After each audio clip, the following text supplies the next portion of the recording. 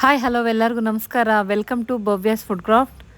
ಇವತ್ತಿನ ರೆಸಿಪಿ ಮಕ್ಕಳಿಗಂತೂ ತುಂಬ ಇಷ್ಟ ಆಗೋ ಆಲೂಗಡ್ಡೆ ಚೀಸ್ ಬಾಲ್ಸ್ ಮನೆಯಲ್ಲಿ ಸುಲಭವಾಗಿ ಮಾಡ್ಕೊಳೋ ವಿಧಾನ ನೋಡಿಸ್ತಾ ಇದ್ದೀನಿ.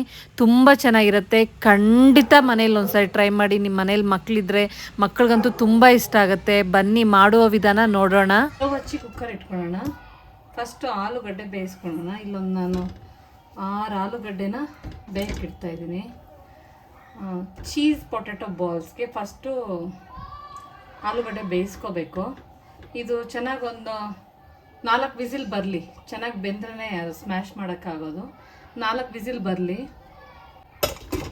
ಲಿಡ್ ಕ್ಲೋಸ್ ಮಾಡಿ ಇಲ್ಲೊಂದು 4 ವಿಸಿಲ್ ಬರಲಿ. 4 ವಿಸಿಲ್ ಬಂದಮೇಲೆ ಇದನ್ನು ಓಪನ್ ಮಾಡಿ ನೋಡೋಣ. ನೋಡಿ, ಪ್ರೆಷರ್ ಹೋಗಿದೆ. ಆಲೂಗಡ್ಡೆ ಚೆನ್ನಾಗಿ ಬೆಂದಿದೆ. ಇದನ್ನೆಲ್ಲ ಕ್ಲೀನಾಗಿ ನೀರು ಬಗ್ಸ್ಬಿಟ್ಟು ಸಿಪ್ಪೆ ತೆಗೆದು ನೋಡಿಸ್ತೀನಿ. ಬೇಯಿಸ್ಕೊಂಡಿರೋ ಆಲೂಗಡ್ಡೆನ ಚೆನ್ನಾಗಿ ಹಿಂಗೆ ಸ್ಮ್ಯಾಶ್ ಮಾಡ್ಕೊಳ್ಳೋಣ. ಈ ಥರ ನುಣ್ಣಗೆ ಸ್ಮ್ಯಾಶ್ ಮಾಡ್ಕೋಬೇಕು. ನೋಡಿ, ಈ ಥರ ಸ್ಮ್ಯಾಶರ್ ಇದ್ದರೆ ಸ್ಮ್ಯಾಶ್ ಮಾಡ್ಕೊಳ್ಳಿ. ಇಲ್ಲ ತುರಿಯೋದ್ರಲ್ಲಿ ತುರ್ಕೊಂಬಿಟ್ಟು ಚೆನ್ನಾಗಿ ಪ್ರೆಸ್ ಮಾಡಿದ್ರೆ ಸ್ಮ್ಯಾಶ್ ಆಗೋಗುತ್ತೆ. ನೋಡಿ, ಈ ಥರ ಎಲ್ಲ ಸ್ಮ್ಯಾಶ್ ಮಾಡ್ಕೋಬೇಕು.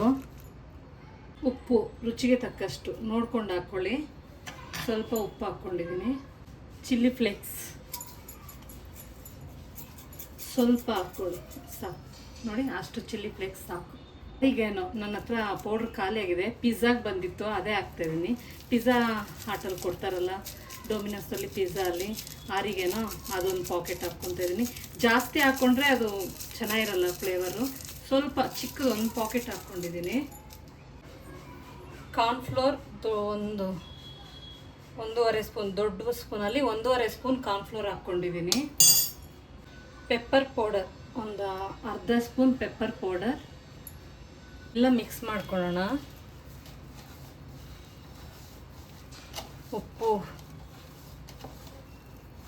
ಉಪ್ಪು ಚಿಲ್ಲಿ ಫ್ಲೇಕ್ಸು, ಆರಿಗೇನೋ, 1.5 ಸ್ಪೂನ್ ಇದು ಏನು ಕಾರ್ನ್ಫ್ಲೋರು, ಇದೆಲ್ಲ ಹಾಕ್ಕೊಂಡು ಮಿಕ್ಸ್ ಮಾಡಿಕೊಂಡು ಇದನ್ನು ತೆಗೆದು ಪಕ್ಕಕ್ಕಿಡೋಣ. ಸ್ವಲ್ಪ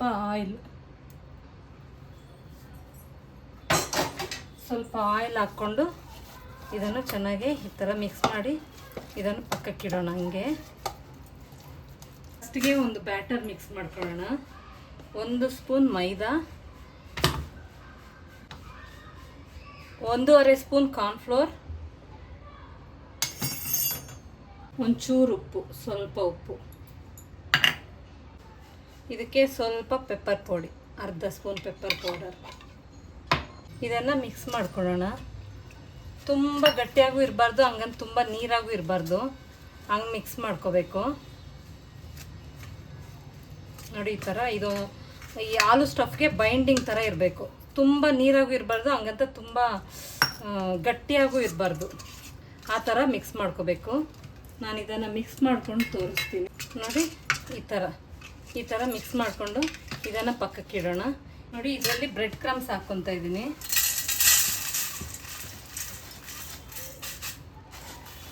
ಇದು ಎಲ್ಲ ಅಂಗಡಿಯಲ್ಲೂ ಸಿಗುತ್ತೆ, ಆನ್ಲೈನಲ್ಲಿ ಸಿಗುತ್ತೆ ಬ್ರೆಡ್ ಕ್ರಮ್ಸು. ಬ್ರೆಡ್ ಕ್ರಮ್ಸ್ ಸಿಗಿಲ್ಲ ಅಂದರೆ ಇದು ಸ್ವೀಟ್ ಬ್ರೆಡ್ ಇರುತ್ತಲ್ಲ, ಅದನ್ನು ಚೆನ್ನಾಗಿ ಬಿಸಿಲಲ್ಲಿ ಒಣಗಿಸ್ಬಿಟ್ಟು ಅದನ್ನು ಪುಡಿ ಮಾಡಿಕೊಂಡ್ರೆ ಈ ಥರ ಇರುತ್ತೆ ಬ್ರೆಡ್ ಕ್ರಮ್ಸು. ಬ್ರೆಡ್ ಇಲ್ಲ ಅಂದರೆ ರಸ್ಕು ಕೂಡ ಪುಡಿ ಮಾಡಿಕೊಂಡ್ರೆ ಅದರಲ್ಲೂ ಸಹ ಮಾಡ್ಬೋದು. ಈ ಬ್ರೆಡ್ ಕ್ರಮ್ಸಲ್ಲಿ ಸಪ್ಪೆ ಇರುತ್ತೆ. ಇದಕ್ಕೆ ಸ್ವಲ್ಪ ಖಾರದ ಪುಡಿ, ಸ್ವಲ್ಪ ಉಪ್ಪು ಒಂಚೂರು ಹಾಕಿ ಮಿಕ್ಸ್ ಮಾಡ್ಕೊಳ್ಳೋಣ. ನೋಡಿ, ಈ ಥರ ಇದೆಲ್ಲ ಮಿಕ್ಸ್ ಮಾಡ್ಕೋಬೇಕು. ಇದನ್ನೆಲ್ಲ ಮಿಕ್ಸ್ ಮಾಡಿ ಇದನ್ನು ಪಕ್ಕಕ್ಕಿಡೋಣ. ಈ ಥರ ಎಲ್ಲ ಮಿಕ್ಸ್ ಮಾಡ್ಕೊಂಡು ಇದನ್ನು ಪಕ್ಕಕ್ಕಿಡಬೇಕು. Main ಬೇಕಾಗಿರೋದೇ cheese. ಈ ಥರ ಈ ಥರ ಚೀಸ್ ತಗೊಳ್ಳಿ. ಈ ಥರ ಕ್ಯೂಬ್ಸ್ ಥರ ಬರೋ ಚೀಸ್ ಆದರೂ ಪರವಾಗಿಲ್ಲ. ಮತ್ತು ಇದು ಪಿಜ್ಜಾ ಮೇಲೆ ಹಾಕ್ತೀವಲ್ಲ, ಮೊಸರಲ್ಲ ಚೀಸ್, ಅದಾದರೂ ಪರವಾಗಿಲ್ಲ. ಇವೆರಡರಲ್ಲಿ ಒಂದು ಯಾವ ಸಿಕ್ಕಿದ್ರೆ ಆ ಚೀಸು ತಗೊಳ್ಳಿ. ಇವಾಗ ಬನ್ನಿ ಫಿಲ್ ಮಾಡೋದು ನೋಡೋಣ. ನೋಡಿ, ಈ ಥರ ಚೀಸ್ನ ಕಟ್ ಮಾಡ್ಕೊಳ್ಳೋಣ.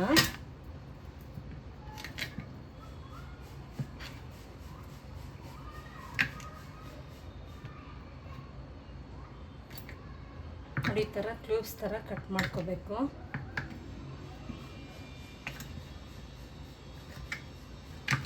ಇವೆಲ್ಲ ಮಾಡ್ಕೊಳೋವಾಗ ಎಣ್ಣೆ ಕಾಯ್ಲಿಕ್ಕೆ ಇಟ್ಕೋಬೇಕು. ನಾನು ಎಣ್ಣೆ ಕಾಯಕ್ಕೆ ಇಟ್ಟಿದ್ದೀನಿ. ಇದೆಲ್ಲ ಪ್ರಿಪ್ರೇಷನ್ ಮಾಡ್ಕೊಳೋ ಅಷ್ಟೊತ್ತಿಗೆ ಎಣ್ಣೆನೂ ಕಾದಿರುತ್ತೆ, ಹಂಗೆ ಫ್ರೈ ಮಾಡ್ಕೋಬೋದು. ಇವಾಗ ಸ್ಟಾರ್ಟ್ ಮಾಡೋಣ. ಈ ಥರ ಚಿಕ್ಕ ಚಿಕ್ಕ ಉಂಡೆ ತಗೋಬೇಕು ನೋಡಿ. ಈ ಥರ ಉಂಡೆ ತಗೊಂಡು ಇದರಲ್ಲಿ ಚೀಸ್ ಒಳಗಡೆ ಸ್ಟಫ್ ಮಾಡಬೇಕು. ಈ ಥರ ರೌಂಡ್ ಮಾಡ್ಕೋಬೇಕು. ರೌಂಡ್ ಮಾಡಿಕೊಂಡು ಈ ಬ್ಯಾಟರಲ್ಲಿ ಹಿಂಗೆ ಡಿಪ್ ಮಾಡ್ಕೋಬೇಕು.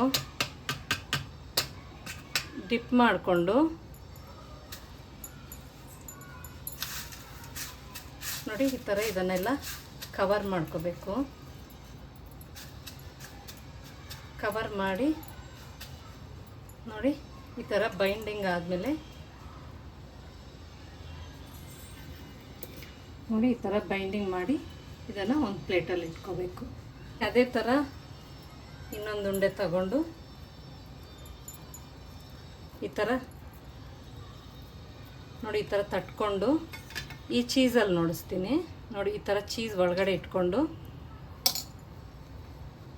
ಇದನ್ನು ಕವರ್ ಮಾಡ್ಕೊಳ್ಳೋಣ.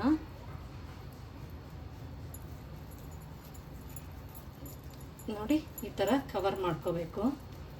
ಇದನ್ನು ಇದೆಲ್ಲ ಹಾಕ್ಕೊಂಡು ಬೈಂಡಿಂಗ್ ಮಾಡ್ಕೋಬೇಕು.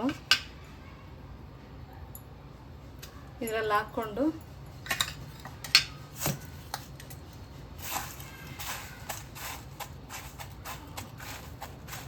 ನೋಡಿ ಈ ಥರ ಬೈಂಡಿಂಗ್ ಮಾಡಿಕೊಂಡು ಇನ್ನೂ ಉಂಡೆ ಚಿಕ್ಕ ಚಿಕ್ಕದಾಗಿ ಬೇಕಿದ್ರೂ ಮಾಡ್ಕೋಬೋದು. ನಾನು ಸ್ವಲ್ಪ ದೊಡ್ಡದಾಗಿ ಮಾಡ್ತಾಯಿದ್ದೀನಿ ನೋಡಿ. ಈ ಥರ ಬೈಂಡಿಂಗ್ ಮಾಡಿ ಈ ಥರ ಇಟ್ಕೋಬೇಕು. ಇದೇ ಥರ ನಾನು ಎಲ್ಲ ಮಾಡಿ ನೋಡಿಸ್ತೀನಿ. ಇದೇ ಥರ ಎಲ್ಲ ಮಾಡಿ ತೋರಿಸ್ತೀನಿ. ಎಲ್ಲ ಈ ಥರ ಮಾಡಿ ಇಟ್ಕೊಂಡಿದ್ದೀನಿ. ಇದು ಟೈಮ್ ಇದ್ದರೆ ಡೀಪ್ ಫ್ರೀಸರಲ್ಲಿ ಸ್ವಲ್ಪ ಹೊತ್ತು ಫ್ರೀಸ್ ಮಾಡಿ ಹಾಕ್ಕೊಂಡ್ರೆ ಚೆನ್ನಾಗಿರುತ್ತೆ. ಇದು ಸ್ಟೋರು ಮಾಡ್ಕೋಬೋದು. ಒಂದು ವಾರದವರೆಗೂ ಇದನ್ನು ಸ್ಟೋರ್ ಮಾಡಿ ಇಟ್ಕೋಬೋದು. ಯಾವಾಗ ಬೇಕೋ ಅವಾಗ ಆಯಿಲ್ ಹಾಕಿ ಫ್ರೈ ಮಾಡ್ಕೋಬೋದು. ನಾನು ಹಂಗೆ ಇವಾಗ ತಕ್ಷಣಕ್ಕೆ ಮಾಡಿಬಿಡ್ತಾ ಇದ್ದೀನಿ. ಡೀಪ್ ಫ್ರೀಸರಲ್ಲಿ ಇಟ್ಟರೆ ಇದು ಫುಲ್ ಕವರ್ ಬೈಂಡಿಂಗ್ ಸ್ವಲ್ಪ ಗಟ್ಟಿಗಾಗತ್ತೆ ನೋಡಿ. ಈ ಥರ ಎಲ್ಲ ಮಾಡಿಟ್ಕೊಂಡಿದ್ರೆ ಸಾಯಂಕಾಲ ಮಕ್ಕಳು ಬರೋ ಟೈಮ್ಗೆ ಇದನ್ನು ಡೀಪ್ ಫ್ರೈ ಮಾಡಿ ಕೊಡ್ಬೋದು. ಬನ್ನಿ ಡೀಪ್ ಫ್ರೈ ಮಾಡಿ ನೋಡೋಣ ಹೆಂಗಿರುತ್ತೆ ಅಂತ. ಪೊಟ್ಯಾಟೊ ಚೀಸ್ ಬಾಲ್ಸು ಮಕ್ಕಳಿಗಂತೂ ತುಂಬ ಫೇವ್ರೇಟು. ಮನೆಯಲ್ಲಿ ಖಂಡಿತ ಒಂದು ಸಾರಿ ಟ್ರೈ ಮಾಡಿ. ಚೆನ್ನಾಗಿ ಕಾದಿದೆ. ಇವಾಗ ಒಂದೊಂದೇ ಬಾಲ್ಸ್ ಹಾಕೊಳ್ಳೋಣ.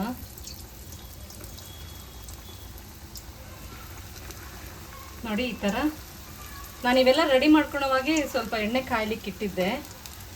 ಸಾಕು, ಇಷ್ಟು ಸಾಕು. ಇದನ್ನೆಲ್ಲ ಚೆನ್ನಾಗಿ ಫ್ರೈ ಮಾಡ್ಕೊಳ್ಳೋಣ. ಮಕ್ಕಳಿಗಂತೂ ತುಂಬ ಇಷ್ಟ ಆಗುತ್ತೆ. ಆದಷ್ಟು ಮನೆಯಲ್ಲೇ ಮಾಡಿಕೊಡಿ. ಈ ಪೊಟ್ಯಾಟೊ ಚೀಸ್ ಬಾಲ್ ತುಂಬ ಟೇಸ್ಟ್ ಅಂತೂ ಸಖತ್ತಾಗಿರುತ್ತೆ ನೋಡಿ. ಸ್ಟವ್ ತುಂಬ ಹೈ ಫ್ಲೇಮಲ್ಲೂ ಇಟ್ಕೋಬಾರ್ದು, ಹಂಗಂತ ಲೋ ಫ್ಲೇಮಲ್ಲೂ ಇಟ್ಕೋಬಾರ್ದು. ಮೀಡಿಯಮ್ ಫ್ಲೇಮ್ ಇಟ್ಕೊಂಡು ಇದನ್ನು ಫ್ರೈ ಮಾಡ್ಕೋಬೇಕು ನೋಡಿ. ಈ ಥರ ಫ್ರೈ ಮಾಡ್ಕೋಬೇಕು. ಮೀಡಿಯಮ್ ಫ್ಲೇಮ್ ಇಟ್ಕೋಬೇಕು. ತುಂಬ ಹೈ ಇಟ್ಕೊಂಡ್ರೆ ಸೀದೋಗುತ್ತೆ, ಒಳಗಡೆ ಏನು ಬೆಂದಿರಲ್ಲ. ಲೋ ಇಟ್ಕೊಂಡ್ರೆ ಎಣ್ಣೆ ಕುಡಿದು ಬಿಡುತ್ತೆ. ಮೀಡಿಯಮ್ ಆಗಿ ಇಟ್ಕೊಂಡು ಕ್ಲೀನಾಗಿ ಗೋಲ್ಡನ್ ಕಲರ್ ಬರೋವರೆಗೂ ಅದನ್ನು ಫ್ರೈ ಮಾಡ್ಕೋಬೇಕು ನೋಡಿ. ಆಗಿದೆ. ಇನ್ನು ಬ್ರೌನ್ ಆದರೆ ನೋಡೋಕ್ಕೆ ಚೆನ್ನಾಗಿರಲ್ಲ. ಇಷ್ಟಾದರೆ ಸಾಕು. ಇದನ್ನು ತೆಗೆದು ಒಂದು ಟಿಶ್ಯೂ ಹಾಕಿರೋ ಪ್ಲೇಟ್ಗೆ ಟ್ರಾನ್ಸ್ಫರ್ ಮಾಡ್ಕೊಳ್ಳೋಣ. ಎಕ್ಸ್ಟ್ರಾ ಆಯಿಲ್ ಇದ್ದರೆ ಎಲ್ಲ ಎಳ್ಕೊಂಬಿಡುತ್ತೆ ನೋಡಿ. ಎಲ್ಲ ಒಂದೊಂದಾಗಿ ತೆಗೆದು ಇದರಲ್ಲಿ ಹಾಕ್ಕೊಂಬಿಡೋಣ. ಖಂಡಿತ ಒಂದು ಸಾರಿ ಮನೇಲಿ ಟ್ರೈ ಮಾಡಿ. ತುಂಬ ಚೆನ್ನಾಗಿ ಬರುತ್ತೆ. ನಾನು ಫಸ್ಟ್ ಟೈಮ್ ಟ್ರೈ ಮಾಡಿರೋದು, ತುಂಬ ಚೆನ್ನಾಗಿ ಬಂದಿದೆ ನೋಡಿ. ಬಾಲ್ಸ್ ನೋಡೋಕ್ಕೆ ನೋಡ್ತಾ ಇದ್ರೇ ತಿನ್ಬೇಕು ಅನ್ನಿಸ್ತಾ ಇದೆ, ಅಷ್ಟು ಚೆನ್ನಾಗಿದೆ. ಬನ್ನಿ ಇರೋ ಬಾಲ್ಸ್ ಎಲ್ಲ ಹಾಕ್ಬಿಡ್ತೀನಿ, ಫ್ರೈ ಮಾಡಿ ನೋಡೋಣ ನೋಡಿ. ಇದು ಅದೇ ಥರ ಒಂದೊಂದಾಗಿ ಇದರಲ್ಲಿ ಹಾಕೋಬೋದು. ಇದು ಡೀಪ್ ಫ್ರೀಸರಲ್ಲಿ ಇಟ್ಕೊಂಡ್ರೆ ಒನ್ ವೀಕ್ವರೆಗೂ ಅದನ್ನು 1 ವೀಕ್ವರೆಗೂ ಇಟ್ಕೊಂಡು ಫ್ರೈ ಮಾಡ್ಕೋಬೋದು. 1 ವೀಕ್ವರೆಗೂ ಸ್ಟೋರ್ ಮಾಡ್ಕೋಬೋದು. ನಾನು ಹಾಕಿರೋ ಚಿಕ್ಕ ಒಂದು 6 ಆಲೂಗಡ್ಡೆಗೆ ಇಷ್ಟ ಆಗಿದೆ.